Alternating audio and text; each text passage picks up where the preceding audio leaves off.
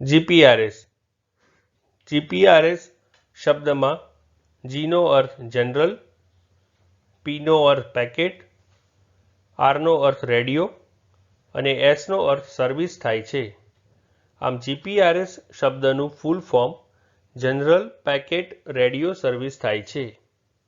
Friends, general packet radio સર્વિસને GPRS કહેવામાં આવે છે.